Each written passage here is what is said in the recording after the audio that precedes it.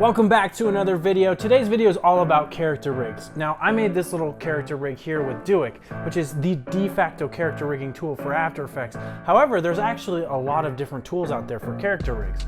And with so many different tools to choose from, it can be hard to know which one is the best. So in this video, we're going to compare all the most popular tools available for character rigging in After Effects so that you can make an informed choice. So let's roll that intro.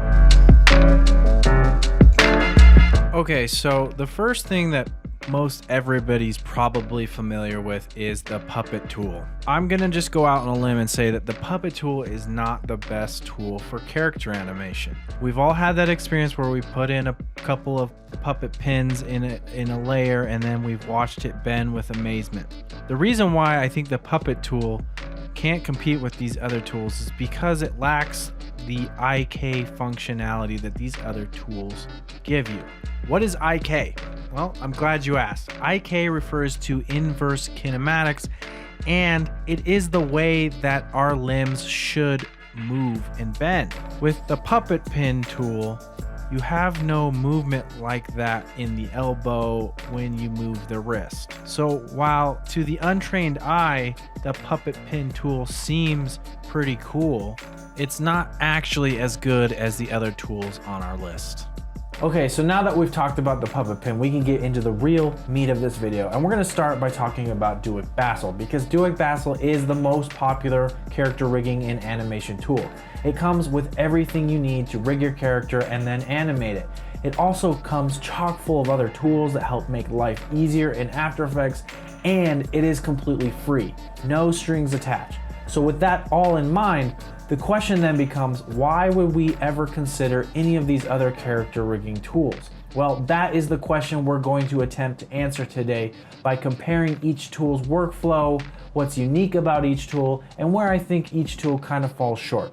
So with all that being said, we have a lot to cover, so let's get into it. Okay, to get started, we have to select what kind of limb we want to do. In our case, it's the arm. We're going to select the arm. It's going to create some structural layers that will then line up with the joints of our artwork. Then I'll go down and rename the layers of my artwork to match the structural layers that I'm going to be parenting them to. Then I'll parent them to the corresponding structural layers, select my structural layers, and go to Auto Rig. What this does is now I have this new control layer here that will drive the motion of my limb. Then I will move my limb into place by selecting the structure layers and the control layer, and then I will parent my top structure layer to the body so that it sticks to the body, and then I'll also parent my control layer to the body because usually your hand moves up and down with your body. Okay, so in general, that's how Duik works. You can rig up the spine and you can rig up legs, and there are some differences in the process of doing those two things, but generally it's the same. This isn't a tutorial, so I'm not gonna go over how to do those things. I just wanted to give you a general idea of how Duik works. So let's move on to what I like about Duik. Okay, so why is Duik so great? Well, if we go over to the Duik panel here, if I just give you a look at this, there are so many different tools here for character rigging, for animation, for refining your keyframes, and many more. You can just tell that Duik is chock full of features and tools, and it really has no business being free, but it is. Now, the other thing I love about working with Duik is the control it gives you over your control layers. Not only does it give you icons that kind of give you an idea of which kind of controller it is, it also gives you control over the appearance of these icons. So a lot of times people will move these off to the side so that it makes them easier to select. You can increase the size and you can change the color in case you have like a red background or something. One other thing I love about Duik is that if you come over here to the IK, you can actually turn it off. But if I hit U on my keyboard, you'll see that I have three keyframes here with a loop out expression. But if I open the FK menu here, all I did was I keyframed this one property and I have this follow through and overlap. If I play this back, you can see that there's an overlap and follow through in the swinging of the arm. That's all done automatically. I didn't have to keyframe all 3 joints. It's just done automatically, which is a huge time saver. And Duik has a lot of these little tools. Now, if I wanted to have control over the individual joints, I also have control over those. Another example of the kind of control that Duik gives you is in this foot controller. Now, if I drag this foot controller around, you can see that it moves the foot up and down. What's great about the foot controller though is that you also have these 4 additional properties that you can use to animate the foot, which just gives you so much more control over your rigs. Okay, so there's a brief overview of how Duik works and some of the things that I really like about Duik. And by the way, that's by no means an exhaustive list of all the things that I think really make Duik stand out. Duik is so feature rich that it would literally take me several videos to go over everything.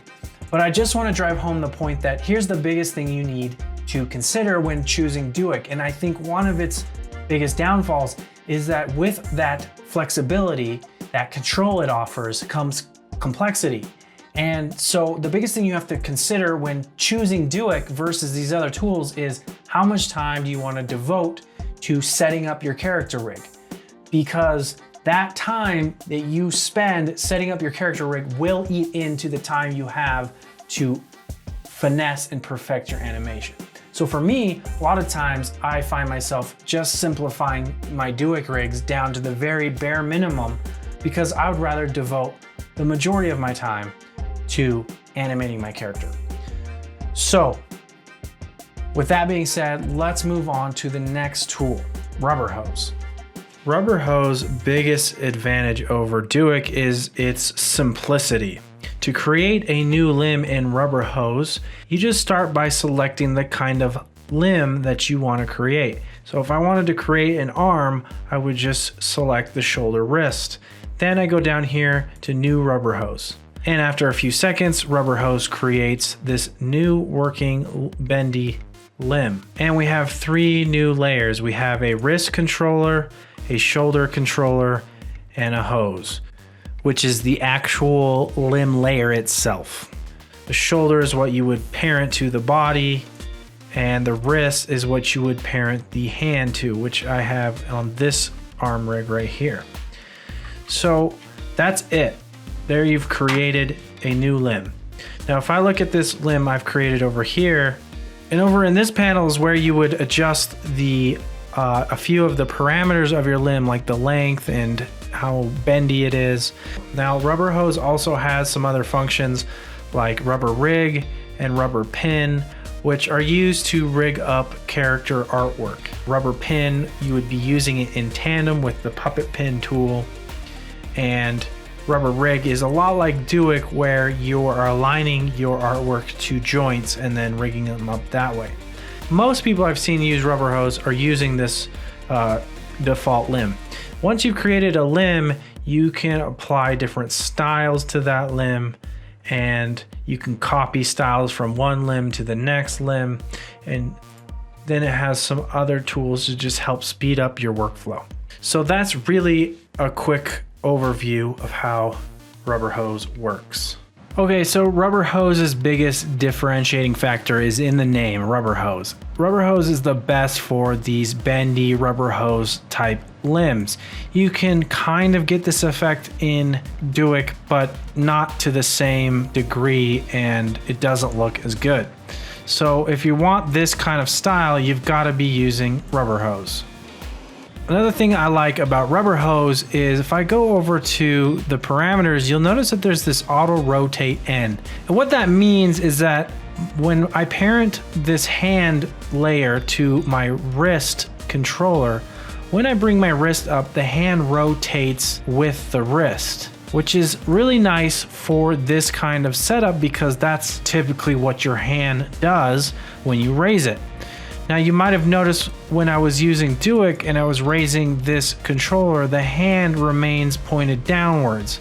In Duik, I have to rotate it manually. So having this auto rotate feature is awesome, and it's something that Duik does not have.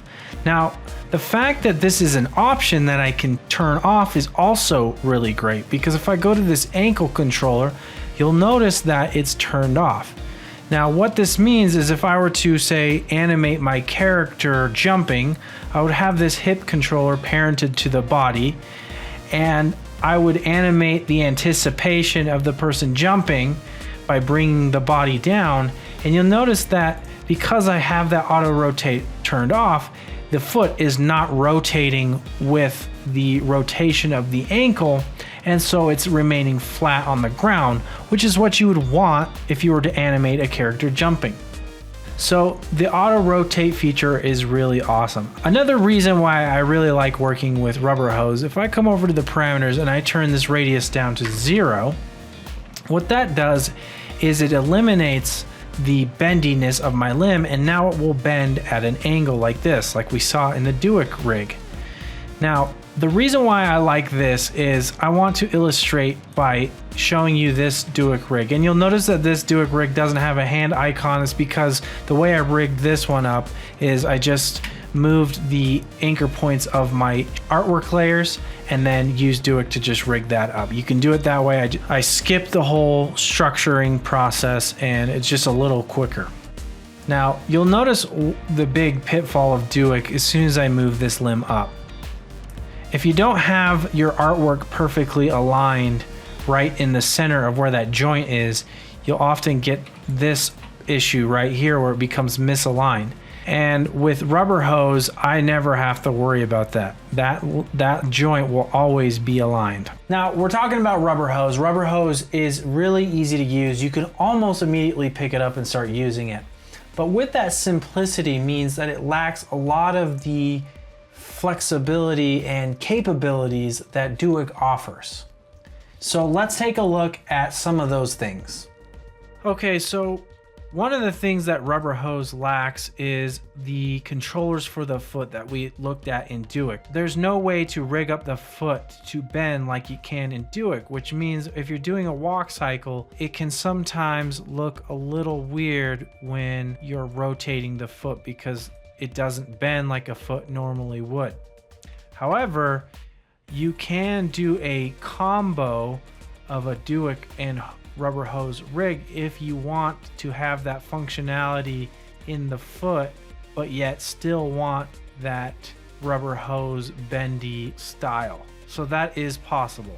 Okay, so the most important thing you have to keep in mind when considering Rubberhose as your go-to tool is the simplicity it offers you worth the money you have to pay for it? Because unlike Duik, Rubberhose is not free. Okay, let's move on to our next tool, which I think is a little bit of a sleeper, which is really unfortunate because it's one of my favorite, and that's Limber. Okay, so I'm not gonna go too in depth on how to use Limber because it's very similar to Rubberhose. You click this new limb, creates two control layers and a limb layer. So I'm just gonna jump into what I really like about Limber. If we go over to the properties on the controller, we'll see that we have all these different properties to control the appearance of our limb. We can adjust the size of each portion of our limb, and we have full control over the width of the start, middle, and end of our limb. Makes it so we can make some really good tapered limbs. Now you can do tapered in Rubberhose, but you don't have nearly as much control as you do with Limber. And the reason why I really like this full control is for animations like this, where we can do some foreshortening and different perspectives and do a walk cycle like this where the person or character is walking towards the camera. Something that's just not possible with any of these other rigging tools.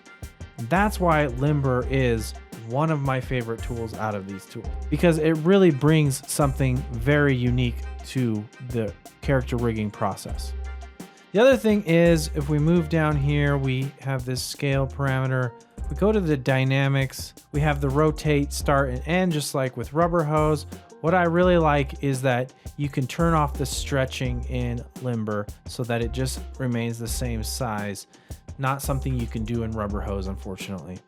And Limber has this anti-pop thing, which is really good for walk cycles when you're bending your knee Okay, so the last thing I really like about Limber is the ability to switch between IK, which is how it is working now, to FK. So if I just bring this all the way forward, now I have access to the rotation of every joint of my limb. And this is really great for walk cycles, animating the arms swinging. It is a lot easier to do it with FK rather than grabbing your controller and trying to animate the path of this and trying to loop that. So now it doesn't come with the automatic follow through and overlap like Duik, unfortunately. But it is nice to have this FK functionality, and that is something that you don't get with Rubberhose. Now Limber does come with this rig. It comes with a bunch of different styles of limbs, which we'll get to in a second. But I just wanted to quickly show this example where it comes with this foot, and you can animate the rotation of the foot and the bending of the foot. So again, that is a little bit of capability and functionality that Rubberhose does not have, that Limber does have. Another thing that's really nice about Limber is you can tell that Limber kind of chugs because you're using so many shape layers. Well, what's great about Limber is that you can actually use these bones. Maybe if I just solo these bones, and you can do all your animation with these bones, and you can see how much faster it works. So I could do a whole walk cycle with this, and it's just this really simple bone. And then once I'm ready to apply my style, I can go back over to my arm here, make sure my arm's selected, copy, and then go back to my bone and paste, and boom. Now I can paste that style for my final render. Okay, so now let's move into some of the areas I feel like Limber falls short. First and foremost, Limber is not easy to customize. If I have this arm selected, you'll see all these different shapes. And these are all different shapes that it's using to draw the limb. And it's using a combination of merge paths and a bunch of expressions to link everything up to the control layer so that I can make adjustments. This gets very complicated, and because it's relying on so much scripting in the background, knowing how all that works and how to modify it, while not impossible, to be honest, do something like this is not really that hard, but to really customize this limb, it's not that easy. So you really have to know how it's working to customize it. Now Limber, like I mentioned before, does come with a limb library, but is essentially just an After Effects file that you download, and then you have to import it into your project if you want to extract one of those limbs. I really wish they would implement these presets like Rubberhose, where you can access the presets from within the Rubberhose control panel. It's really too bad that we can't do that with Limber. The other thing is, if we look at the Limber panel, there is only a tool for creating a limb and then modifying the controllers. Unlike Duik and Rubberhose, you cannot use Limber to rig up existing artwork, so it's missing some functionality in that area. The other thing I don't really like about Limber is these control icons, because when I look at these control icons, I want the anchor point to be right at the tip rather than right in the middle of the icon. Because when I'm aligning something like this hand, I don't want to have to guess where exactly I'm supposed to be aligning the anchor point of my layer. It'd be a lot easier if I just knew that it needed to go right at the tip. Instead, I have to kind of guess where exactly the middle of this icon is if I want to be correctly lined up to rotate right at that pivot point. So I really wish they handled their control layer icons a little bit differently. Okay, so I know I've covered a lot, but I just want to finish up real quick with two additional tools, the character tool and the puppet tool. Okay, so we're gonna breeze through character tool because there's nothing really new about character tool. It's really great for these bendy limbs. The only thing that's different about character tool is its style palette here. You can use these tools to apply different styles to your limb, and if you look at this limb, I have about 5 different styles. Okay, so that's really its only differentiating factor. It does have some other tools, like this helps you with looping, and this is some other presets that aren't really directly related to character rigging. My biggest gripe with character tool and why I don't really use it for my character rigs is because it lacks any kind of auto rotate. Now I want to show you another example of why auto rotate is very useful. Here I have this limb, and if I just turn off the visibility, bring back each layer, you have your arm. This is the base plain rubber hose limb. Then you have the hand, and then the forearm, and then the bicep, and then the shoulder. And because I have the auto rotate turned on for both the end and the start, I can parent these shape layers to this control layer and these shape layers to this control layer, and therefore when I move my arm around, they follow it like so. So something like this where I want extra detail is just not possible with character tool, and I don't like giving up that level of control. Okay, so when considering the character tool, I really think you gotta ask yourself, if you got 40 bucks to spend, is this really the best tool your money can buy? And I don't think it is. Rubberhose offers everything that this tool does and more. So now let's take a quick look at our last tool, the puppet tool. Okay, so the puppet tool is a really simple tool. As you can see, there's really only 2 buttons that you can press. Now, the way that puppet tool works, it works in tandem with the puppet pins. So with this layer right here, you can see I have 3 puppet pins. Once I've created my puppet pins, I go over to create controllers. This will create 3 shape layers that these pins will be parented to. Once I have those shape layers, I can now select those shape layers, hit create IK. It will create a new shape layer that is the control layer, and this is the layer that will drive the animation. Now, this doesn't look too bad, although when you get to an extreme, it does this weird pinching thing, and I don't really like that. Now, you can use Puppet Tool to just rig up layers, just like with Duik. Here I have these 3 layers, and I've just moved the anchor point to the joints, so that's where it will rotate around. Selected all my layers, hit create IK, creates this control layer, and now this will drive my animation. Now, Puppet Tool suffers from the exact opposite problem that Character Tool suffers from, which is by default, it has the auto rotate on, and there is no way to turn it off. The only setting you get with Puppet Tool is this flip bend direction. So if I were to want to animate my character jumping, like the example I used earlier, if I bring this down, the foot rotates with the ankle. So now I have to go in and keyframe my foot to rotate opposite of my ankle. And I'm just gonna tell you right now, it's gonna be way too much work to match it up. So already you know how I feel about the last tool. The Puppet Tool is not a tool I'm gonna be opting for. So there you go. There is my full comparison of the different character rigging tools out there. If there is a tool that you'd like me to give my thoughts on that wasn't included in this video, leave a comment down below. If you have any other questions about any of these tools, feel free to comment down below with your question, or you can contact me directly on Instagram. If this video was helpful, hit that like button, and if you're interested in learning more about how to use one of these tools I reviewed in this video, let me know which one in the comments below for future tutorials. If you're interested in more tutorials and content like this one, make sure you're subscribed. And if you are subscribed, make sure you hit that bell icon so that you're notified whenever I post a new video. That about wraps it up. Thanks for watching, and we'll see you in the next video.